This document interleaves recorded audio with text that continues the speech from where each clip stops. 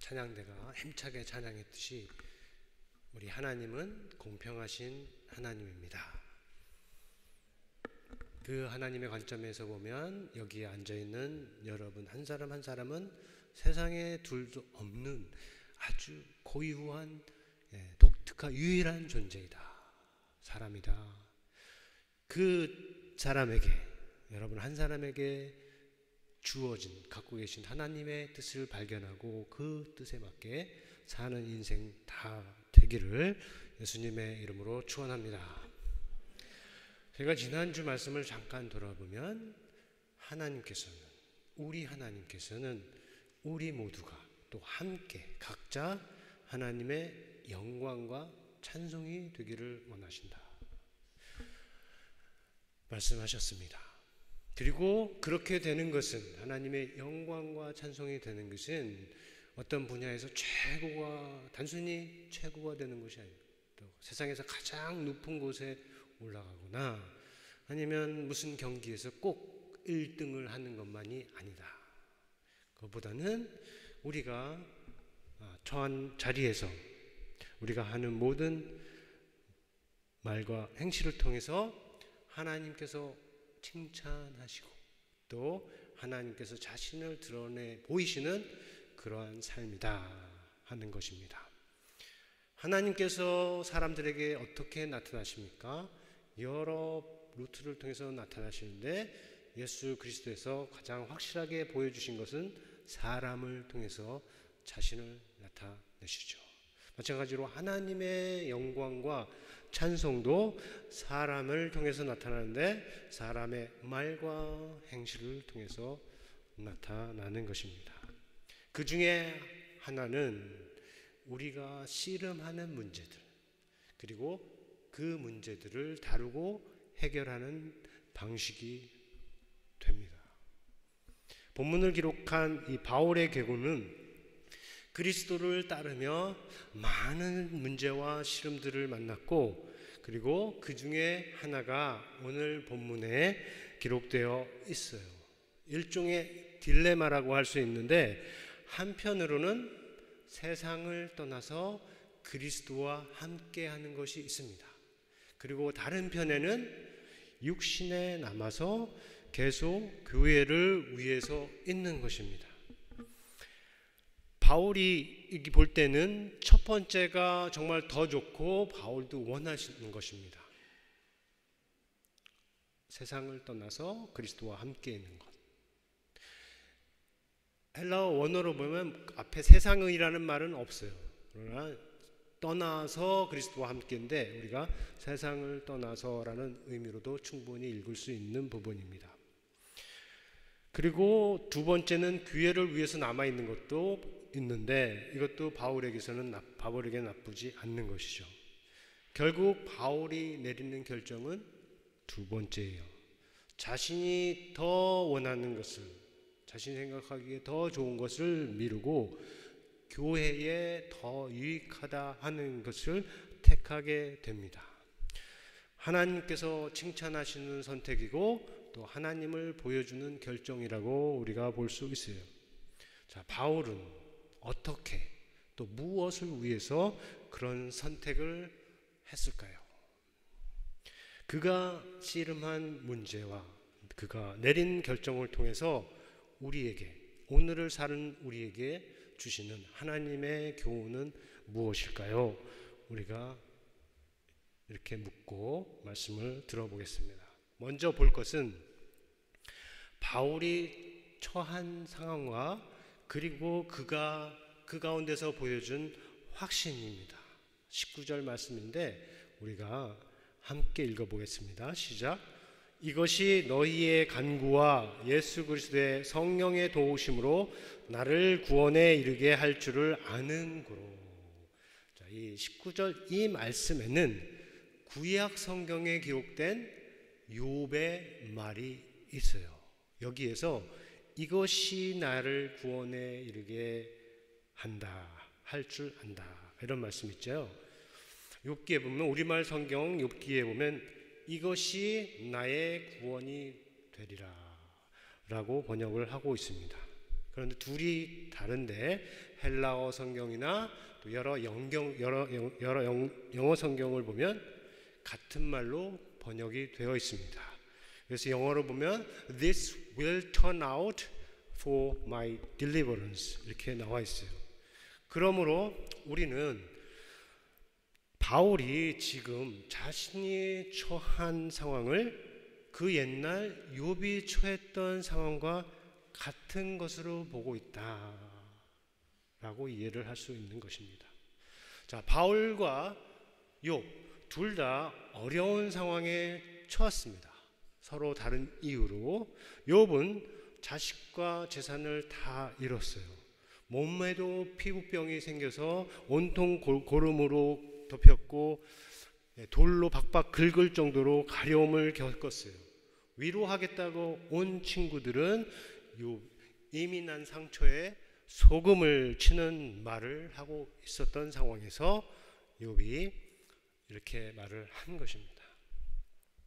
그리고 바울은 복음을 전하는 것 때문에 기쁜 소식, 좋은 소식이라는 복음을 전하는 것 때문에 잡혀서 감옥에 갇혀 있는 겁니다. 그리고 언제라도 처형을 당할 수 있는 상황에 있는 거죠. 그러한 때에 그가 세우고 그가 돕는 교회들 가운데에는 그의 매임에, 그의 갇힘에 괴로움을 더하는 사람들이 나타나 활동을 하고 있었던 상황입니다.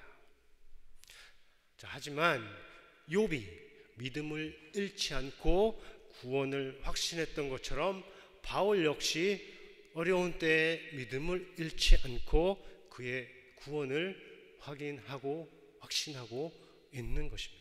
다만 그들이 말하고 있는 구원은 일반적으로 말하는 넓은 의미의 구원이 아니라 좀 더 좁고 구체적인 의미에서 구원이 됩니다. 그래서 욥이 말하는 구원은 뭐냐 하면 하나님 앞에서 설 때, 하나님 앞에 자신은 설 수 있고 그리고 그 앞에서 의롭다, 옳다, 정의롭다 함을 얻는 것이에요. 영어로 말하면 vindication이라고 하는 겁니다.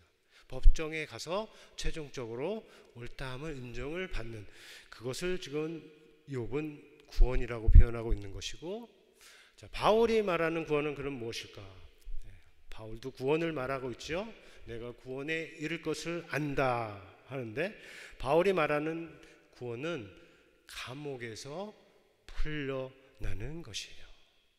이거는 복음을 시작할 때 얻는, 복음의 시작 때에 주어진, 믿음의 시작 때에 주는 구원이 아니고 또 마지막 때에 얻을 구원도 아니고 좁은 의미에서 감옥에서 풀려나는 것을 가리킨 겁니다.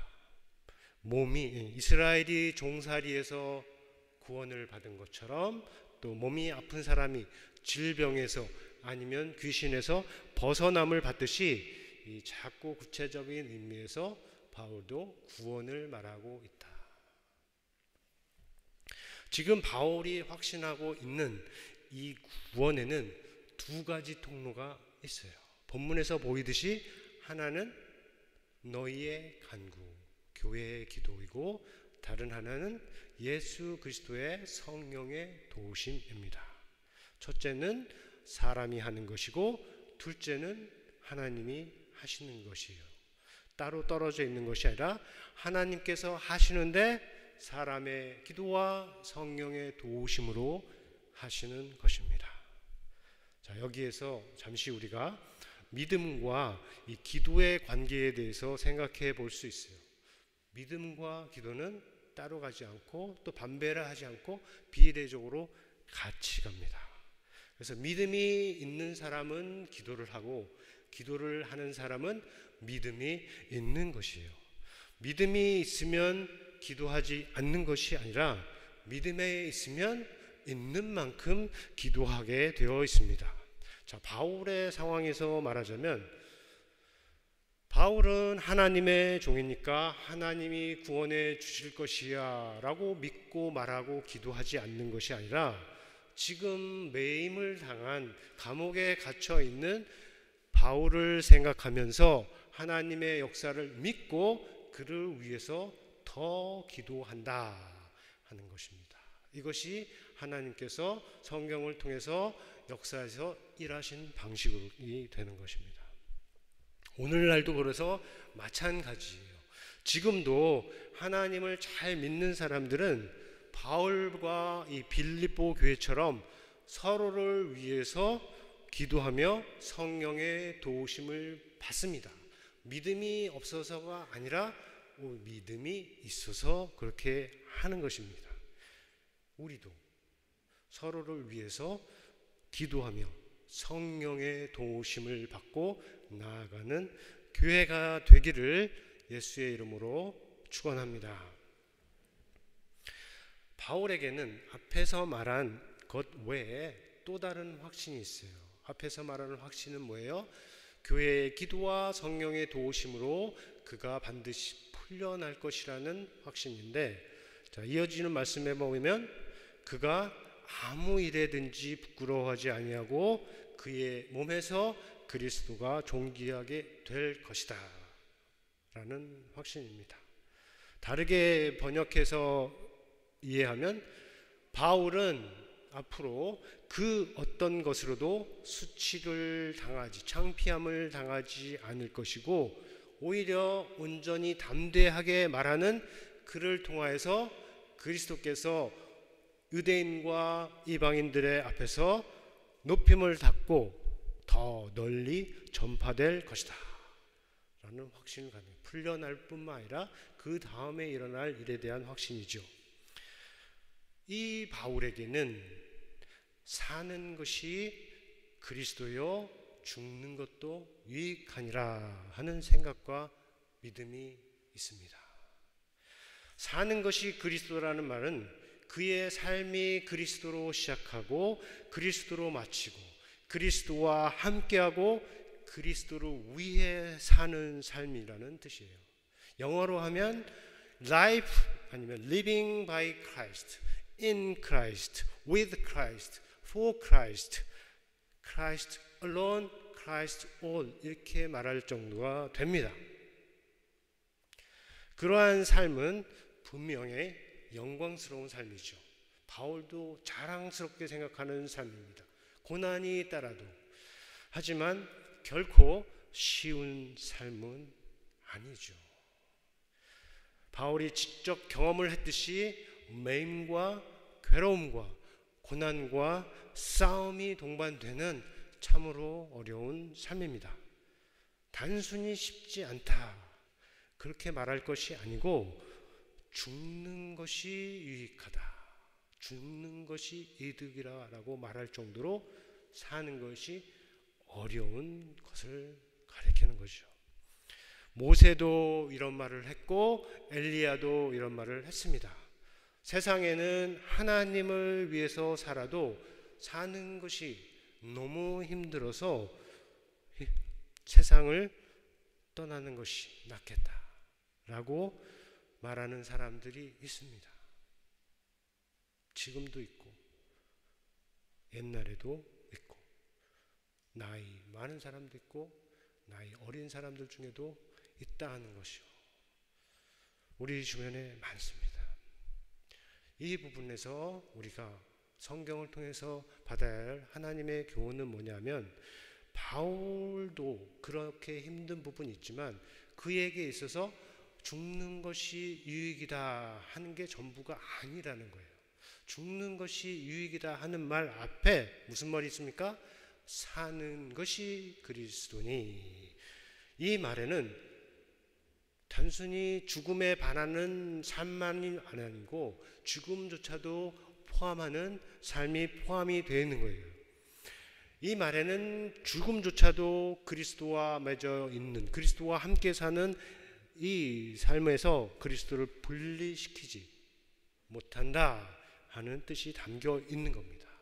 그래서 바울이 아는 죽음, 죽는 것은 단순히 이 땅에서의 고난에서 벗어나는, 이 땅의 힘든 일에서 벗어나는, 모든 복잡한 관계에서 해방되는 그런 단순한 것이 아니라, 바울에게 죽음은 그리스도와 함께하는 영원한 교제 속으로 들어가는 통로가 되는 것이죠. 바로 그런 뜻으로 그에게는 세상을 떠나는 것도 유익이다 하는 것입니다. 그러나 이어서 말합니다. 우리 21절인데 22절에 한번 읽어보고 같이. 만일 육신으로 사는 이것이 내일의 열매일진데 무엇을 택해야 하는지 나는 알지 못하느니라. 두 부분으로 나눠서 보면 무엇을 택해야 할지 알지 못하느라, 이 부분은 조금 이해가 되지만 앞에 만일 육신으로 사는 이것이 내일의 열매일진데, 이 부분은 전문가들도 학자들도 좀 이해하기 어려워하는 부분입니다. 그래서 우리가 복잡하게 가지 않고 이해를 위해서 간단히 말하자면, 바울이 지금 내게는 죽는 것도 유익이니라 라고 말한 다음에 바로 이 말을 하는 것이니까, 지금 바울이 내가 죽지 않고, 즉 떠나지 않고 육신에 남아 있는 것으로 복음의 열매를 더 맺을 수 있다면, 그렇게 이해를 하시면 돼요. 그렇다면 내가 떠나는 것과 남는 것, 이 둘 사이에 어떤 것을 택해야 될지 모르겠다. 좀 더 정확하게 하면 말할 수 없다. 말하기 어렵다. 이런 뜻으로 이해를 하면 됩니다. 한편으로는 세상을 떠나서 그리스도와 함께하는 것이 있어요. 또 다른 편에는 떠나지 않고 육신으로 남아있는 것이 있습니다. 바울에게는 첫 번째가 더 좋고 그가 원하는 것입니다. 그러나 두 번째는 그리스도의 몸된 교회를 위해 필요한 것이에요. 바울로서는 기쁘게 할 수 있는 것이 됩니다. 이 두 번째도. 이 둘 사이에 지금 끼어 있다. 바울이 무엇을 택해야 될지 모른다. 하지만 어쨌든 선택이 이루어져야 하는데, 이어지는 말씀 볼 때 바울에게 선택한 것은 첫 번째가 아니라 두 번째가 됩니다. 그런데 이것은, 우리가 알 것은 바울 혼자 내린 결정이 아니라 둘 사이에서 무엇을 택해야 될지 모르는 바울을 위해서 하나님께서 도와주신 결정이다. 바울은 앞에서 둘 사이에 끼어 있다고 말했죠. 그리고 이어지는 말씀에는 그가 남을 것과 그리고 그들과 계속 함께 할 것이라는 것을 말을 할 때 나는 그것을 안다 라고 말을 하고 있죠. 그래서 바울은 이것이 자신이 혼자 내린 결정이 아니라 하나님께서 성령의 인도하신 가운데 내린 결정이라는 것을 알 수가 있습니다.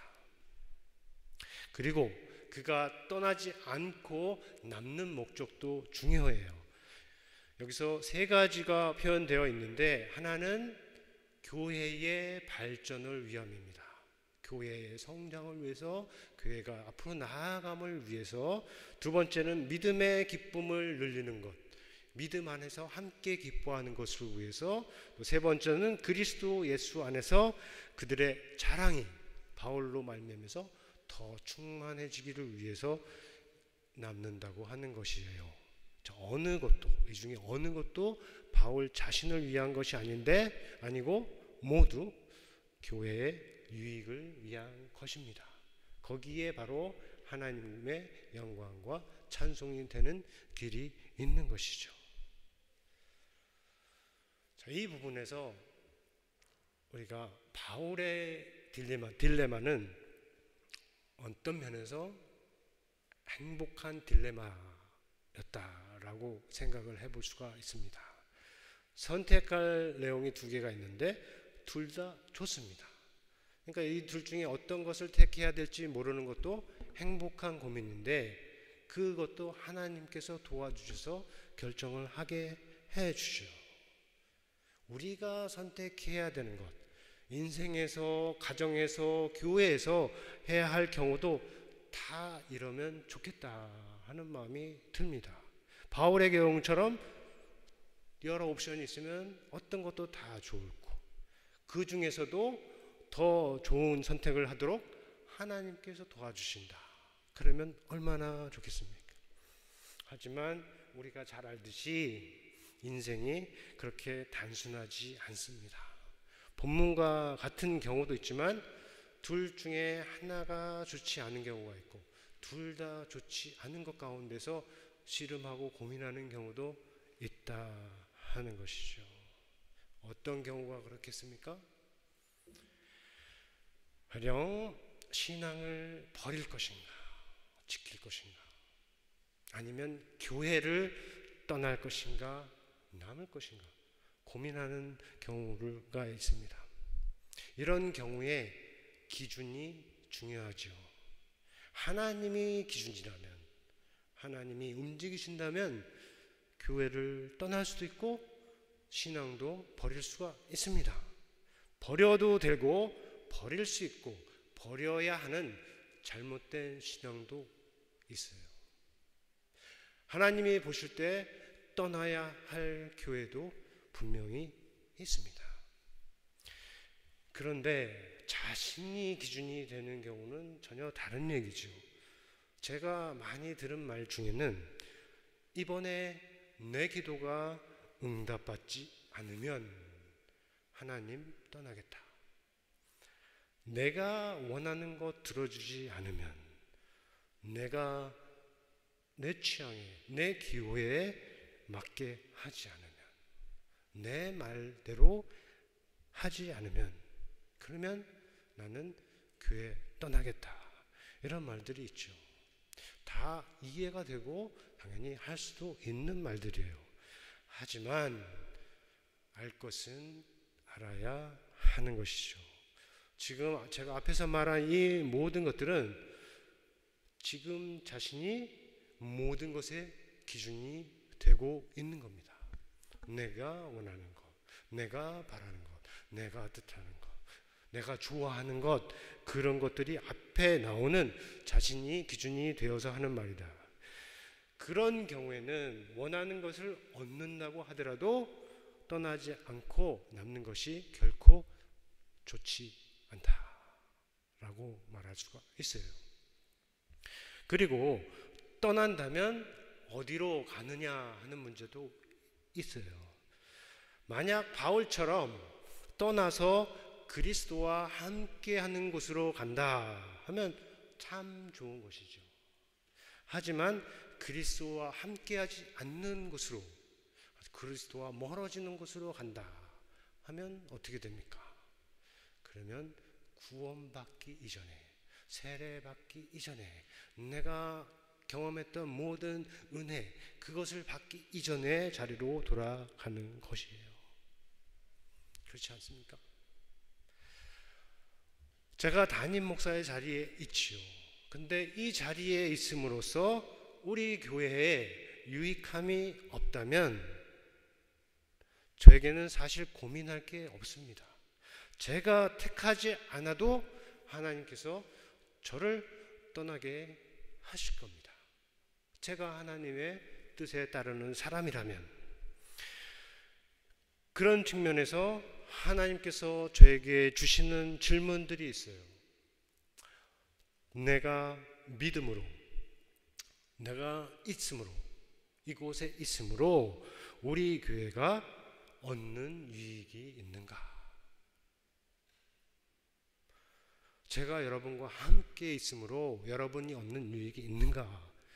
나는 이 교회를 세워가시는 성령의 도구가, 성령의 통로가 되고 있는가?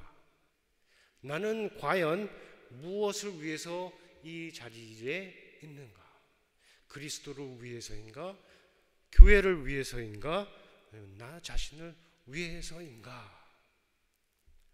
중요한 질문이죠. 이 부분에 있어서 저는 정직해야 되고, 저만 아니라 담임 목사의 자리에 있는, 지도자의 자리에 있는 모든 사람, 목회자는 스스로에게 던져야 하는 질문이라고 생각하고, 목회자만 아니라 모든 교회의 직분자들이 스스로 묻고 대답해야 할 질문들이라고 생각합니다.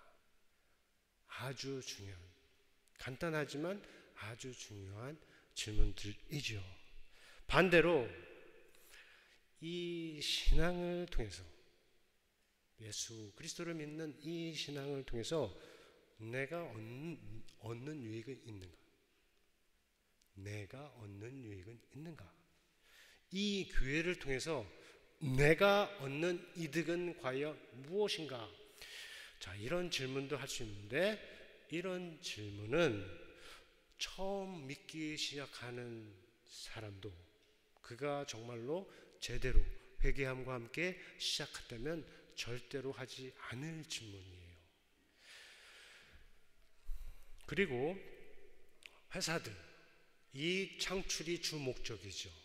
이익 창출을 목적으로 하는 회사들도 이런 생각을 가지고 있는, 자기 이익만 최고로 내세우는 사람들은 반기지 않을 것입니다. 하물며 모든 사람을 위해서 자기의 목숨을 내어주신 예수 그리스도를 따라 섬기는 교회의 직분자들은 어떠해야 하겠느냐 하는 것입니다. 반복하자면 저와 여러분이 정말로 씨름하고 고민해야 할 것은 이것입니다. 나를 통해서 이 교회에 하나님께서 주시려는 유익은 과연 무엇인가? 나를 통해서 하나님께서 다른 사람들에게 주실 그 유익함은 무엇인가? 이렇게 질문을 해야 돼요. 자, 이런 질문을 하고 대답을 찾고 그에 맞추어 나아가는 저와 여러분 모두가 되기를 바랍니다. 그렇게 교회에 유익한 일을 택하여 가는 사람은 바울처럼 행복한 딜레마에 빠질 수 있고, 내가 아니라 하나님께서 택해 주시는 결정을 볼 수 있고, 그리고 하나님의 영광과 찬송이 될 수 있습니다. 그리고 바로 거기에, 하나님의 영광과 찬송이 되는 바로 거기에 자기 자신에게 가장 유익한 것을 얻을 수 있는, 가장 큰 평안과 행복을 얻을 수 있는 길이 있다는 것이에요. 여러분, 하나님과의 관계에서 아직도 밋밋한 분들이 있다면 이 부분에서 잘 생각해 보세요. 여러분이 하나님께 완전히 들을 때, 그리스도 안에 교제에 완전히 빠질 때, 그것은 결코 여러분 인생을 힘들게 하는 게 아니고, 여러분이 이 땅 다른 어떤 곳에서도 얻을 수 있는 가장 큰 행복을 얻을 수 있는 길이다 하는 것입니다. 여러분 각 사람이 그 길을 발견하고 또 즐겁게 그 길로 행할 수 있기를, 또 그렇게 하는 우리 모두가 되기를 예수 그리스도의 이름으로 축원합니다. 우리가 들은 말씀 생각하면서 함께 거듭의 기도 시간 갖겠습니다.